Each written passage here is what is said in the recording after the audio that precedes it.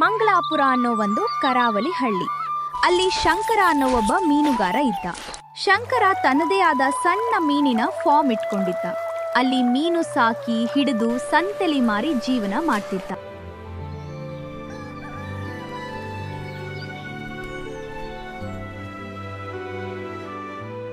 ಒಂದು ದಿನ ಬೆಳಿಗ್ಗೆ ಶಂಕರ ತನ್ನ ಹೆಂಡತಿ ಸುಮತಿನ ಕೂಗ್ತಾ ಇದ್ದ. ಏನ್ ಮಾಡ್ತಿದೀಯ ಸುಮತಿ? ಎಲ್ಲಿದೀಯಾ? ಸ್ವಲ್ಪ ಬೇಗ ಆ ಮೀನಿನ ಬಲೆ ತಗೊಂಡ್ ಬಾ, ನಂಗೆ ಟೈಮ್ ಆಗ್ತಿದೆ, ಮೀನು ಹಿಡಿಯೋಕೆ ಹೋಗ್ಬೇಕು. ರೀ, ದಿನ ಇದೇ ಆಯ್ತು ನಿಮ್ದು. ಈ ಸಣ್ಣ ಪುಟ್ಟ ಕೆಲ್ಸನ ನೀವೇ ಮಾಡ್ಕೊಳಕ್ಕಾಗಲ್ವಾ? ನಾನಿಲ್ಲಿ ಮಕ್ಕಳನ್ನ ಸ್ಕೂಲ್ಗೆ ಕಳ್ಸೋಕೆ ರೆಡಿ ಮಾಡ್ತಿದ್ದೀನಿ. ಒಂದ್ ಕೆಲ್ಸ ಕೇಳಿದ್ರೆ ಸಾಕು 108 ಮಾತು ಹೇಳ್ತೀಯಾ? ಸರಿ ಬಿಡು, ನಾಳೆಯಿಂದ ನಾನೇ ತಗೊಂಡ ಹೋಗ್ತೀನಿ. ಮತ್ತೇನ್ ಮಾಡೋದ್ರಿ? ಮಕ್ಕಳನ್ನ ಸ್ಕೂಲ್ಗೆ ರೆಡಿ ಮಾಡಿ ಕಳ್ಸೋದು ಎಷ್ಟು ಕಷ್ಟ ಗೊತ್ತಾ?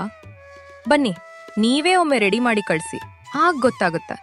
ಅಯ್ಯೋ, ಕೋಪ ಮಾಡ್ಕೋಬೇಡ ಕಣೆ. ಸರಿ ಕೊಡು, ನಾನೇನೇ ತಗೋತೀನಿ. ಹೌದು, ಮಕ್ಕಳ ಟೀಚರ್ ಫೋನ್ ಮಾಡಿದ್ರು ನನಗೆ. ಫೀಸ್ ಕಟ್ಟಿಲ್ಲ ಅಂತ ಬೈತಿದ್ರು. ನೀನು ತಲೆ ಕೆಡಿಸ್ಕೋಬೇಡ. ಇವತ್ತು ಮೀನು ಮಾರಿ ಬಂದ ದುಡ್ಡಲ್ಲಿ ನಾಳೆ ನಾನೇ ಸ್ಕೂಲಿಗೆ ಹೋಗಿ ಫೀಸ್ ಕಟ್ತೀನಿ. ಹೀಗೆ ಹೇಳಿ ಶಂಕರ ಬಲೆ ತಗೊಂಡು ಮೀನು ಹಿಡಿಯೋಕ್ ಹೋದ. ಮೀನು ಹಿಡಿದು ಸಂತೆಗೆ ಬಂದು ಕೂಗಾಡೋಕೆ ಶುರು ಮಾಡಿದ. ಬನ್ನಿ ಬನ್ನಿ, ತಾಜಾ ಮೀನು ಬನ್ನಿ, ಇವತ್ತೇ ಹಿಡಿದಿರೋ ತಾಜಾ ಮೀನು. ಒಮ್ಮೆ ತಗೊಂಡ್ರೆ ಮತ್ತೆ ಮತ್ತೆ ಬರ್ತೀರಾ. ಏನಪ್ಪ ಶಂಕರ, ಮೀನುಗಳು ಚೆನ್ನಾಗಿ ಕಾಣ್ತಿವೆ, ಕೆಜಿಗೆ ಎಷ್ಟು? ಅಣ್ಣ, ಜಾಸ್ತಿನೂ ಇಲ್ಲ ಕಮ್ಮಿನೂ ಇಲ್ಲ, ಕೆಜಿಗೆ 220 ರೂಪಾಯಿ. ಸ್ವಲ್ಪ ಕಮ್ಮಿ ಮಾಡಪ್ಪ, ನನಗೆ 2 ಕೆಜಿ ಬೇಕಿತ್ತು. ಅಣ್ಣ, ಫ್ರೆಶ್ ಮೀನು ಕರ್ಣ, ಇವತ್ತೇ ಹಿಡಿದಿದ್ದು. 220ಕ್ಕಿಂತ ಕಮ್ಮಿ ಆಗಲ್ಲ. ಹಾಗೇಳ್ಬೇಡಪ್ಪ, ನಾನು ನಿನ್ನ ಹಳೆ ಗಿರಾಕಿ. 170ಕ್ಕೆ ಕೊಡು. ಸರಿ ಆಯ್ತು ಬಿಡಿ ಅಣ್ಣ. ನೀವು ದಿನಾ ಬರೋರು, ನಿಮಗೋಸ್ಕರ 170ಕ್ಕೆ ಕೊಡ್ತೀನಿ, ತಗೊಳ್ಳಿ. ಶಂಕರನ ಮೀನೆಲ್ಲ ಖಾಲಿಯಾಯ್ತು. ಅವನು ಖುಷಿಯಿಂದ ಮನೆಗೆ ಹೋದ.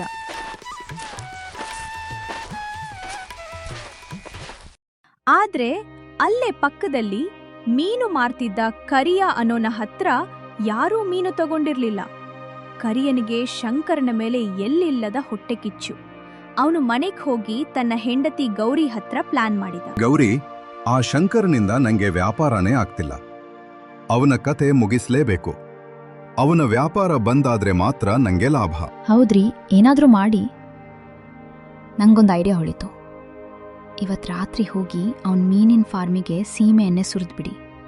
ಮೀನೆಲ್ಲ ಸತ್ತು ಹೋಗ್ತವೆ, ಯಾರಿಗೂ ಗೊತ್ತಾಗಲ್ಲ. ಭಲೇ ಐಡಿಯಾ ಕಣೆ ನಿಂದು. ಹಾವು ಸಾಯ್ಬೇಕು ಆದ್ರೆ ಕೋಲು ಮುರಿಬಾರ್ದು. ಇವತ್ತು ರಾತ್ರಿನೇ ಹೋಗಿ ಸುರಿತೀನಿ.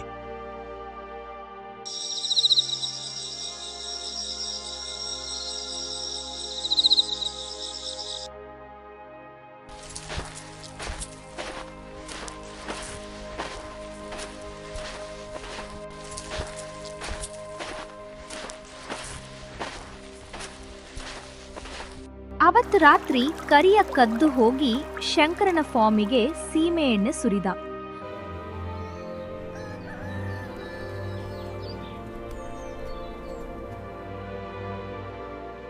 ಮರುದಿನ ಶಂಕರ ಬಂದು ನೋಡಿದ್ರೆ ಮೀನೆಲ್ಲ ಸತ್ತು ತೇಲ್ತಿದ್ವು. ಅಯ್ಯೋ ದೇವ್ರೆ, ಇದೇನಪ್ಪ ಇದು?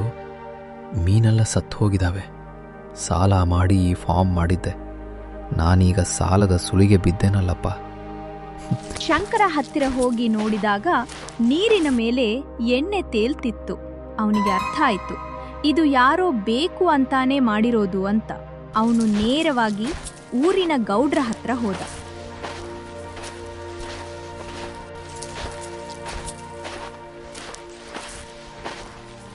ಗೌಡ್ರೆ, ಯಾರೋ ನನ್ನ ಫಿಶ್ ಫಾರ್ಮಿಗೆ ಸೀಮೆ ಎಣ್ಣೆ ಸುರಿದು ನಾಶ ಮಾಡಿದ್ದಾರೆ. ನಂಗೆ ಆ ಕರಿಯನ ಮೇಲೆ ಡೌಟು. ಯಾಕಂದ್ರೆ ನನ್ನ ವ್ಯಾಪಾರ ನೋಡಿ ಅವನಿಗೆ ಹೊಟ್ಟೆ ಕಿಚ್ಚು. ಸರಿ ಶಂಕರ, ಸಂಜೆ ಪಂಚಾಯಿತಿ ಕರೀತೀನಿ. ನೀನು ಊರವ್ರನ್ನ ಮತ್ತೆ ಆ ಕರಿಯನ್ನ ಕರ್ಕೊಂಡ್ ಬಾ. ಸಂಜೆ ಪಂಚಾಯಿತಿ ಸೇರಿತ್ತು. ಊರಿನ ಜನ ಎಲ್ಲ ಬಂದಿದ್ರು. ಏನ್ ಕರಿಯ, ಶಂಕರ ಹೇಳ್ತಿರೋದ್ ನಿಜಾನ? ನೀನೇನ ಎಣ್ಣೆ ಸುರಿದಿದ್ದು? ಇಲ್ಲ ಗೌಡ್ರೆ, ನನಗೇನು ಹುಚ್ಚ, ಅವನ್ ಸುಳ್ಳು ಹೇಳ್ತಿದ್ದಾನೆ. ಸರಿ, ಹಾಗಿದ್ರೆ ಇಲ್ಲಿ ಬಾ. ಸೀಮೆ ಎಣ್ಣೆ ವಾಸನೆ ಅಷ್ಟು ಸುಲಭಕ್ಕೆ ಹೋಗಲ್ಲ. ಕೈ ತೊಳೆದ್ರೂ 3 ದಿನ ವಾಸನೆ ಇರುತ್ತೆ. ನಿನ್ ಕೈ ತೋರ್ಸು, ಶಂಕರ ಮೂಸಿ ನೋಡ್ಲಿ. ಶಂಕರ ಹೋಗಿ ಕರಿಯನ ಕೈ ಮೂಸಿ ನೋಡಿದ. ಕೈಯಲ್ಲಿ ಸೀಮೆ ಎಣ್ಣೆ ವಾಸನೆ ಬರ್ತಿತ್ತು.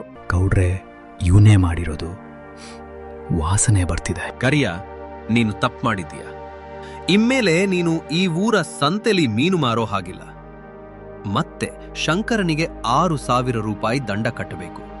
ಇದೇ ನನ್ನ ತೀರ್ಪು. ಅವತ್ತು ಪಂಚಾಯಿತಿಯಲ್ಲಿ ಕರಿಯನಿಗೆ ತುಂಬಾ ಅವಮಾನ ಆಯಿತು.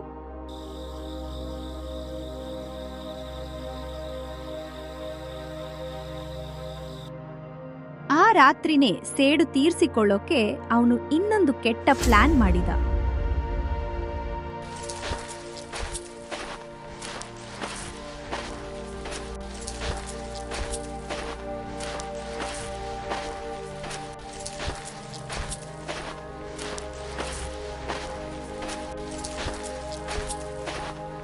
ರಾತ್ರಿ ಶಂಕರನ ಮನೆಗೆ ಕಣ್ಣ ಹಾಕಿ ದುಡ್ಡೆಲ್ಲ ಕದ್ದು ಮನೆಗೆ ಬೆಂಕಿ ಇಟ್ಟ.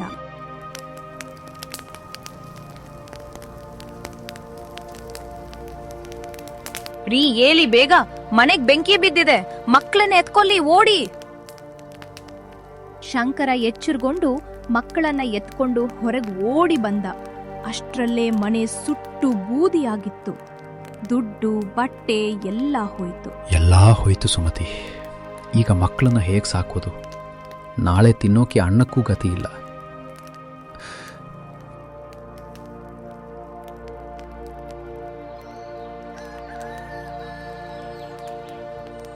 ಮರುದಿನ ಮಕ್ಕಳು ಹಸಿವಿನಿಂದ ಅಳ್ತಿದ್ವು. ರೀ, ಮಕ್ಕಳು ಹಸಿವಿನಿಂದ ಅಳುತ್ತಿವೆ.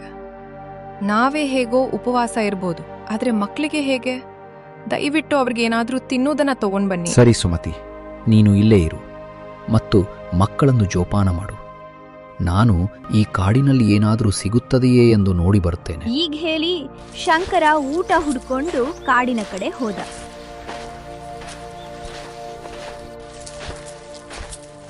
ಅಲ್ಲಿ ಒಂದಷ್ಟು ಹಣ್ಣು ಕಿತ್ಕೊಂಡು ಬರುವಾಗ ದಾರೀಲಿ ಒಬ್ರು ಮುದಿ ಅಜ್ಜಿ ಸಿಕ್ಕಿದ್ರು.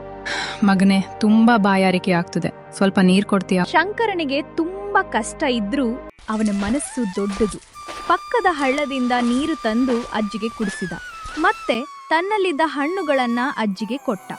ಆಗ ಆ ಅಜ್ಜಿ ಒಬ್ಬ ಸುಂದರ ದೇವತೆಯಾಗಿ ಬದಲಾದ್ಲು. ಶಂಕರ, ನಾನು ವನದೇವತೆ. ನಿನ್ನ ಪರೀಕ್ಷೆ ಮಾಡ್ತಿದ್ದೆ. ನಿನ್ಗಿಷ್ಟೊಂದು ಕಷ್ಟ ಇದ್ರೂ ನೀನು ನಿಸ್ವಾರ್ಥವಾಗಿ ಸೇವೆ ಮಾಡಿದೆ. ನೀನು ದೇವರ ಸಮಾನ. ಇಗೋ, ನಿನ್ಗೊಂದು ವರ ಕೊಡ್ತೀನಿ. ನೀನೀಗ ಹೋಗಿ ಒಂದು ಮೀನ್ ಹಿಡಿ. ಆ ಮೀನಿನ ಹತ್ರ ನೀನ್ ಏನ್ ಕೇಳ್ತೀಯೋ ಅದು ತಕ್ಷಣ ನಿನ್ ಮುಂದೆ ಬರುತ್ತೆ. ಹೀಗ್ ಹೇಳಿ ದೇವತೆ ಮಾಯವಾದ್ಲು. ಆಗ ಶಂಕರ ಓಡಿ ಹೋಗಿ ಹತ್ತಿರದ ಹೊಳೆಯಲ್ಲಿ ಒಂದು ಮೀನು ಹಿಡ್ಕೊಂಡು ಹೆಂಡತಿ ಮಕ್ಕಳ ಹತ್ರ ಬಂದ. ಸುಮತಿ, ನೋಡು ಇಲ್ಲಿ, ನಾನು ಏನು ತಂದಿದ್ದೀನಿ. ರೀ, ಮಕ್ಕಳು ಹಸಿವಿಂದ ಸಾಯ್ತಿದ್ದಾರೆ, ನೀವೇನೋ ಒಂದೇ ಒಂದು ಮೀನು ಹಿಡ್ಕೊಂಡ್ ಬಂದಿದ್ದೀರಲ್ಲ, ಬುದ್ಧಿ ಇದೆಯಾ ನಿಮ್ಗೆ? ಸುಮತಿ, ಇದು ಸಾಧಾರಣ ಮೀನಲ್ಲ, ಇದು ಮಾಯಾ ಮೀನು. ನೋಡ್ತಿರು. ಶಂಕರ ಮೀನಿನ ಮೇಲೆ ಕೈ ಇಟ್ಟು ನಮಗೆ ಊಟ ಬೇಕು ಅಂದ ತಕ್ಷಣ ಬಗೆ ಬಗೆಯ ಊಟ ಪ್ರತ್ಯಕ್ಷ ಆಯ್ತು. ರೀ, ಇದು ನಿಜವಾಗಿಯೂ ಕೆಲಸ ಮಾಡುತ್ತೆ. ನನಗ್ ನಿಜಕ್ಕೂ ನಂಬಲಾಗುತ್ತಿಲ್ಲ. ಹೌದು ಸುಮತಿ, ಇದು ನಮ್ಮ ಒಳ್ಳೆಯತನಕ್ಕೆ ಸಿಕ್ಕ ವರ. ಮಕ್ಕಳು ಹೊಟ್ಟೆ ತುಂಬಾ ಊಟ ಮಾಡಿದ್ರು. ಆಮೇಲೆ ಶಂಕರ ನಮಗೊಂದು ಮನೆ ಬೇಕು ಅಂದ.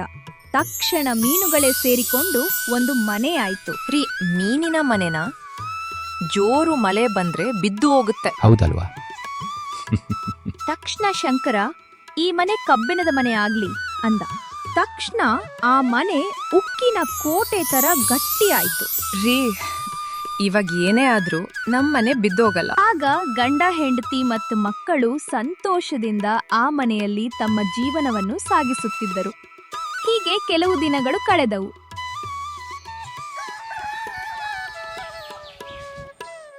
ನಿಧಾನವಾಗಿ ಈ ಸುದ್ದಿ ಊರಿನ ಜನರಿಗೆ ಎಲ್ಲ ತಿಳಿತ್ತು.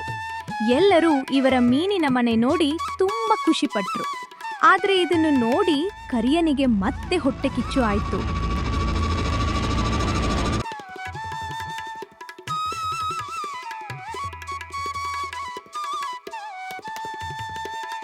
ಹೀಗೆ ಕೆಲ ದಿನಗಳ ನಂತರ ಊರಲ್ಲಿ ಭಯಂಕರ ಮಳೆ ಬಂತು.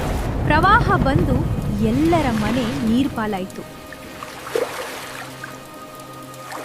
ಅಯ್ಯೋ ಕಾಪಾಡಿ, ಪ್ರವಾಹ ಬರ್ತಿದೆ. ಆದರೆ ಶಂಕರನ ಕಬ್ಬಿಣದ ಮನೆ ಮಾತ್ರ ನೀರಿನ ಮೇಲೆ ತೇಲ್ತಾ ಗಟ್ಟಿಯಾಗಿ ನಿಂತಿತ್ತು. ಊರಿನ ಜನರೆಲ್ಲ ಶಂಕರನ ಮನೆಗೆ ಬಂದು ಆಶ್ರಯ ಪಡೆದ್ರು.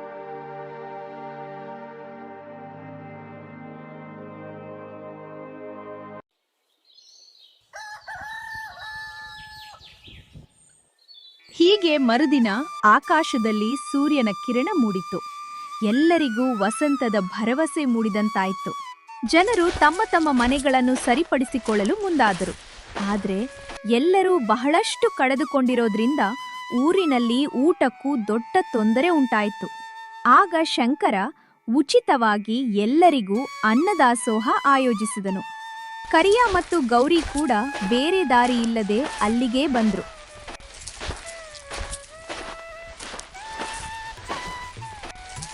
ಶಂಕರ, ನನ್ನನ್ನು ಕ್ಷಮಿಸ್ಬಿಡು ಅಪ್ಪ. ನಿನ್ನ ಮನೆಗೆ ಬೆಂಕಿ ಇಟ್ಟಿದ್ದು ನಾನೇ. ನಿನ್ನ ಹಾಳು ಮಾಡಕ್ಕೆ ಹೋಗಿ ನಾನೇ ಹಾಳಾದೆ.